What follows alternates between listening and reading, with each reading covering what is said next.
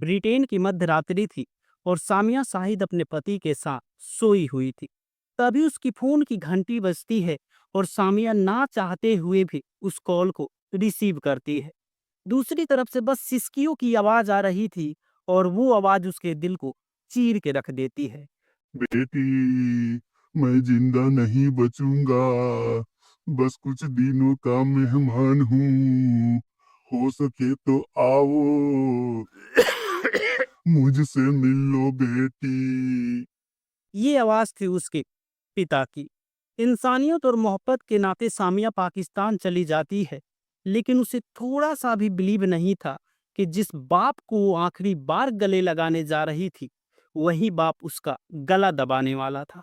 इस कहानी की सबसे खौफनाक और दर्दनाक बात, उसके अपने भाई ने ही उसके साथ बलात्कार किया। और जब सामिया इस चीज का विरोध करती है, तो उसे इज्जत के नाम पे मौत दे दिया जाता है। ये सिर्फ मर्डर नहीं था, ये इंसानियत के कब्र पे खुद के हाथों से मिट्टी डालने जैसा था। इस केस ने पूरी दुनिया को हिला के रख दिया था। पाकिस्तान और ब्रिटेन की सरकारें आमने सामने थी, लेकिन सवाल आज भी जिंदा है। क्या एक बेटी की आजादी उसकी मौत की वजह बन सकती है? अगर आपके भी रोंगटे खड़े हो गए हैं तो रुकिए मत, चलिए हमारे साथ, क्योंकि कहानी अभी बाकी है। तो शुरू करते हैं सामिया साहिद की असली और रोंगटे खड़े कर देने वाली कहानी।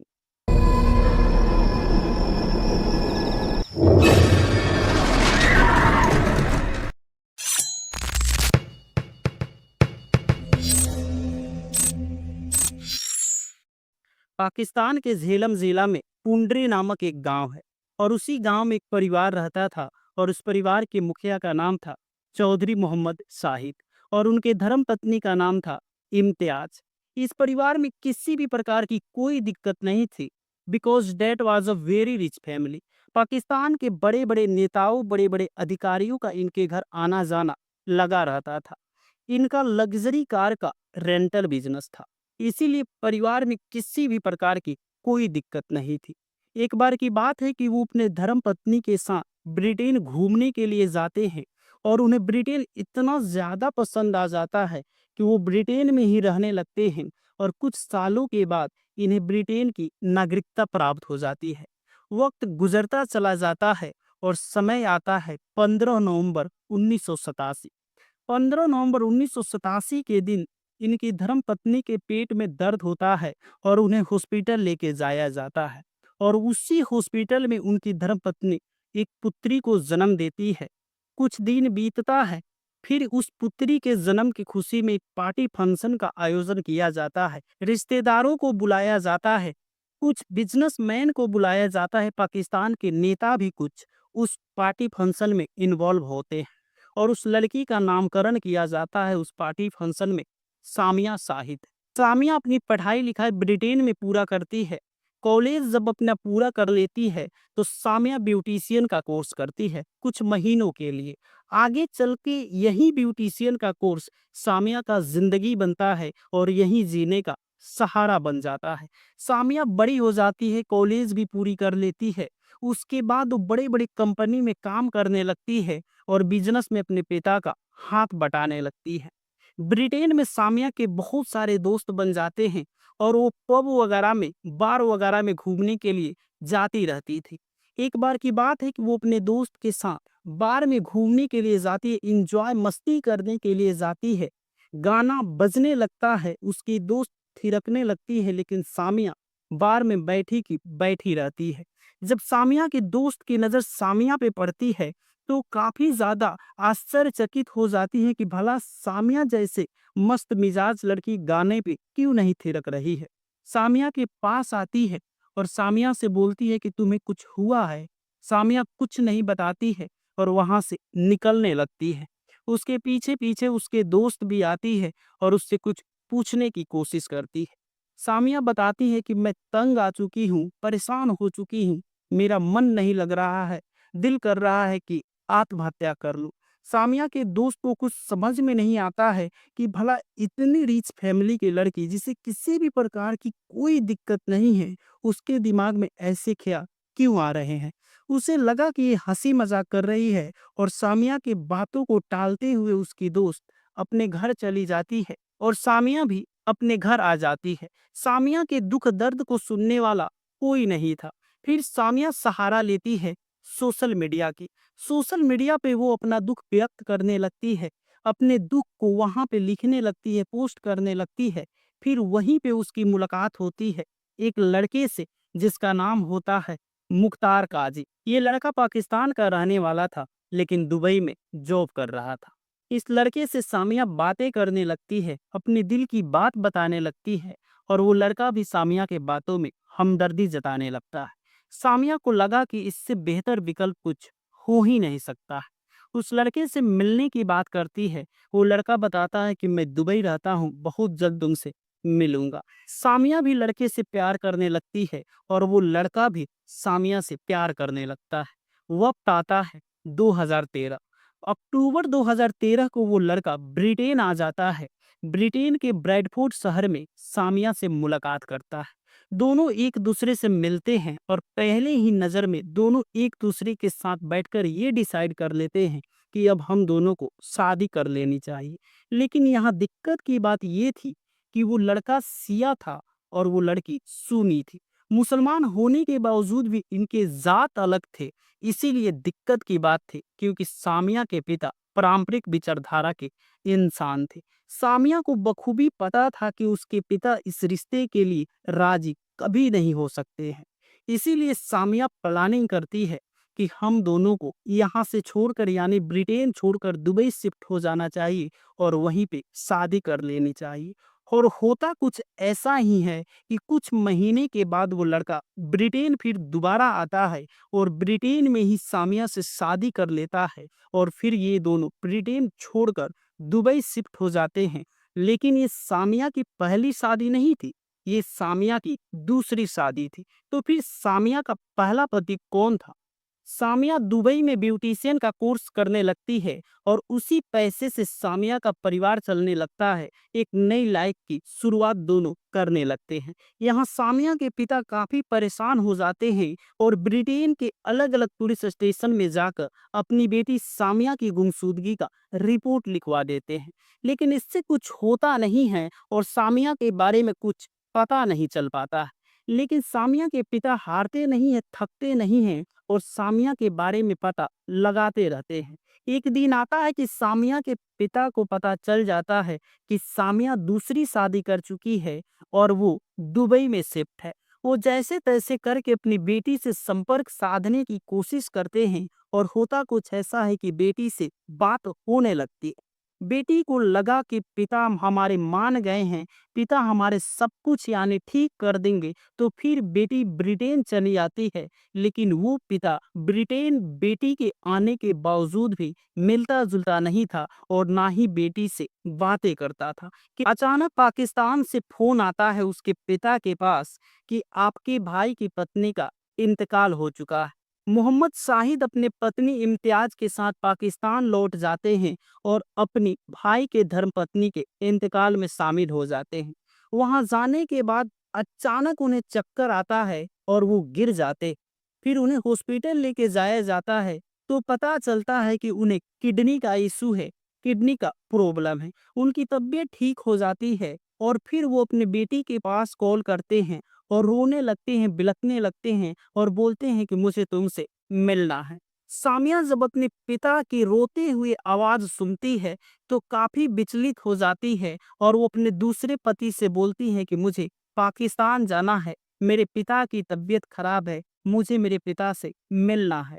उसका दूसरा पति सामिया को रोकने की कोशिश करता है और वो बोलता है कि तुम पाकिस्तान मत जाओ क्योंकि पाकिस्तान जाना तुम्हारे लिए सेफ नहीं है। लेकिन सामिया तो अपने पिता से मिलने जा रही थी, उसे भला किस चीज का खौफ था? जो पिता अपने बेटी के लिए कुछ भी करने को तैयार था, वो पिता से भला बेटी का कैसा डर? कैसा खौफ। सामिया पाकिस्तान चली जाती है और वहां जाने के बाद उसके पिता उसे काफी समझाते हैं कि बेटी, जो तुम ये काम की हो इससे समाज में मेरा इज्जत खराब हो गया है। मैं काफी कहो तो परेशान जिंदगी जी रहा हूँ। इतना धन संपत्ति होने के बावजूद भी मैं कभी भी किसी से बात करने योग्य अपने आप को समझ ही नहीं पा रहा हूँ। उस लड़की को बार बार समझाते हैं लेकिन सामिया इस बात को समझ ही नहीं पाती है। और उधर सामिया का भाई भी सामिया से बात करने की कोशिश करता है लेकिन सामिया उससे बात करने के लिए इनकार कर देती है। वो अपने भाई से कभी बात करती ही नहीं है। वो रिक्वेस्ट करते रहा, एक दिन मुझसे बात करो, मुझे तुमसे कुछ कहना है। सामिया उससे बात करने के लिए राजी हो जाती है और उसके कमरे में चली जाती है। जब सामिया उससे बात करने लगती है तो उसका भाई फोर्स करता है कि तुम अपना पासपोर्ट मुझे दे दो, लेकिन सामिया ये चीज देने के लिए बिल्कुल मना कर देती है। फिर उसके भाई का गुस्सा सातवें आसमान पे चला जाता है और अपनी बहन पे हाथ छोड़ने लगता है, मारने लगता है, पीटने लगता है। सामिया दर्द से चीखने लगती है, चिल्लाने लगती है, लेकिन उसकी आवाज को सुनने वाला कोई नहीं होता है। सामिया फिर जैसे तैसे करके वहां से भागने की कोशिश करती है। उसके बाद उसका भाई उसे पकड़ लेता है, उसके बदन से कपड़े हटाने लगता है और अपनी ही बहन के साथ बेरहमी से बलात्कार करता है। सामिया जैसे तैसे करके दरवाजा खोलती है और वहां से भागने लगती है। जब नीचे आती है तो देखती है कि उसके पिता उसके सामने खड़े हैं। वो अपने पिता से जाके लिपट जाती है और रोने लगती है और बोलती है कि मेरा भाई मेरे साथ बलात्कार कर रहा है। उसके पिता अपनी बेटी को गले लगा लेते हैं और अपनी बेटी को सहलाते हुए अपने हाथ को उसके गर्दन तक लेके जाते हैं और उसके गर्दन को तब तक दबाते रहते हैं जब तक वो सांस लेना बंद न कर दे। सामिया इस दुनिया को छोड़कर चली जाती है क्योंकि उसके पिता सामिया को गला दबाकर उसे मौत का नींद सुला देता है।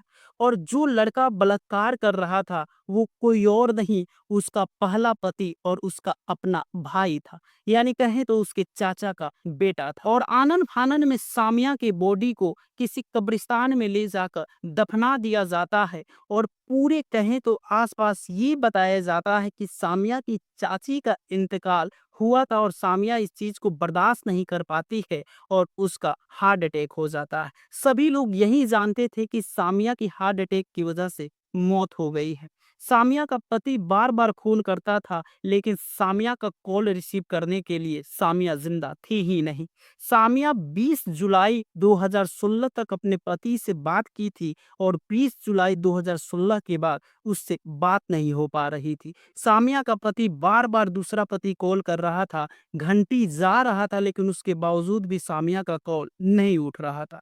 4-5 दिन बीतता है। उसके बाद सामिया का भाई उसके दूसरे पति के पास फोन करता है और बोलता है कि हार्ट अटैक की वजह से सामिया की मौत हो गई है। सामिया का पति टूट जाता है, बिखर जाता है और रोने लगता है। उसे थोड़ा सा भी यकीन नहीं हो रहा था कि मेरी पत्नी का हार्ट अटैक की वजह से मौत हुई है। वो ब्रिटेन चला जाता है और ब्रिटेन सरकार से गुहार लगाने लगता है कि मेरी पत्नी को जान से मारा गया है, मुझे इंसाफ मिलना चाहिए। सामिया के जो दोस्त थे ब्रिटेन में रहते थे, उन्हें भी पता था कि सामिया की हार्ट अटैक की वजह से मौत नहीं हुई है। वो भी ब्रिटेन सरकार से गुहार लगाने लगते हैं। ब्रिटेन सरकार के पास काफी जब दबाव जाने लगता है, ये मामला जब सोशल मीडिया पे ट्रेंड करने लगता है, प्रिंट मीडिया से लेके टेलीविजन तक ये मामला दिखाए जाने लगता है, तो ये मामला काफी हाई वोल्टेज हो जाता है और ब्रिटेन सरकार पाकिस्तान सरकार पे दबाव डालने लगती है कि इस केस की जांच होनी चाहिए। पाकिस्तान सरकार मजबूर हो जाती है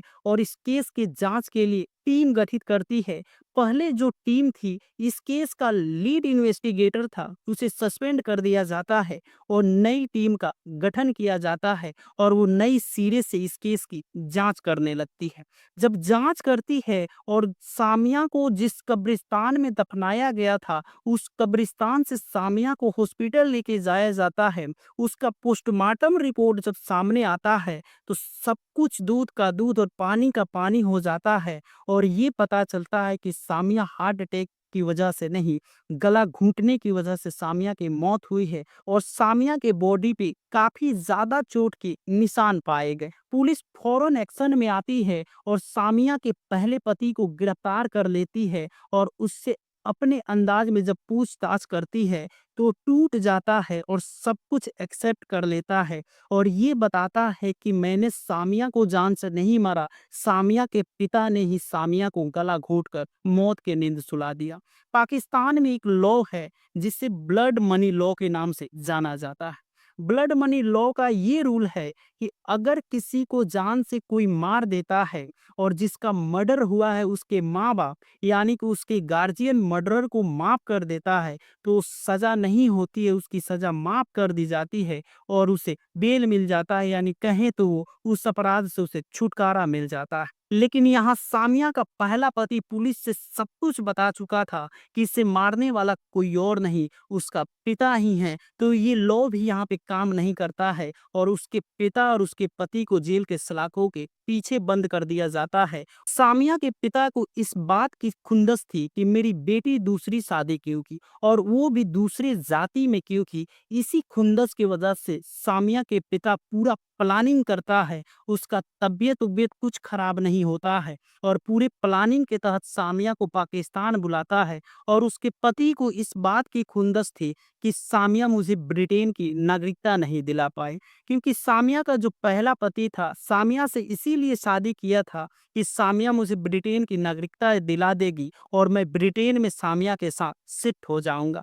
यहाँ पे यानी कहें तो पाकिस्तान में उसके पहले पति का रिकॉर्ड अच्छा नहीं था, कई बार मर्डर केस में जेल के सलाखों के पीछे जा चुका था, इसीलिए वो पाकिस्तान छोड़ना चाहता था और ब्रिटेन में शिफ्ट होना चाहता था। लेकिन सामिया की शादी पहली शादी उसकी मंजूरी यानी उसकी इजाजत के बगैर होती है। उसके पिता जबरदस्ती उस लड़के से शादी करा देते हैं, यानी कि अपने भाई के लड़के से, और सामिया का थोड़ा सा भी उसमें रुचि नहीं होता है और सामिया पिता के मजबूरी में आके उससे शादी कर लेती है, लेकिन उसके साथ जीवन नहीं बिताना चाहती थी। और फिर उसकी मुलाकात दूसरे पति से होती है यानी कि सैयद मुख्तार काजी से होती है और ये सब चीज पहले पति को बर्दाश्त नहीं होता है और फिर पूरी प्लानिंग के तहत सामिया को मौत के नींद सुला दिया जाता है। लेकिन दूध का दूध और पानी का पानी हो जाता है और दोनों का जेल के सलाखों के पीछे भेज दिया जाता है। लेकिन पैसे और पहुंच के बदौलत सामिया के पिता को 2016 में बेल मिल जाती है और 2018 में किडनी इशू की वजह से उसकी मौत हो जाती है और 2018 में ही उसके पहले पति को भी पहुंच और पैसे की बदौलत बेल मिल जाता है और वो इंसान 2018 में ही ब्रिटेन की किसी लड़की से शादी भी कर लेता है और ब्रिटेन में शिफ्ट हो जाता है। लेकिन आज भी सामिया के दोस्त और सामिया की पति इंसाफ की लड़ाई लड़ रहे हैं। कई गिरफ्तारियां हुई लेकिन उससे कोई फर्क नहीं पड़ा, क्योंकि पैसे और पहुंच के बदौलत वो जेल से रिहा हो जाते हैं, बेल भी मिल जाता है और दूसरे कंट्री में जाके शिफ्ट भी हो जाते हैं। सच तो ये है कि आज भी ये केस अधूरा, अनसुलझा और दर्द से भरा हुआ है। यहाँ सोचने की बात यह है कि सिर्फ सामिया शाहिद एक लड़की, एक बेटी, एक औरत नहीं थी, अपने हक के लिए लड़ने वाली एक आवाज थी। लेकिन अफसोस, उसके आवाज को उन्हीं लोगों ने दबा दिया जिन लोगों ने उससे सबसे ज्यादा प्यार मिला। ये कहानी अधूरी है और अपनी इंसाफ की लड़ाई लड़ रही है। फिर मिलेंगे किसी और नई कहानी के साथ रात्रि 8 बजे। तब तक के लिए आप और अपनों का ख्याल रखिए। गुड नाइट, शुभ रात्रि।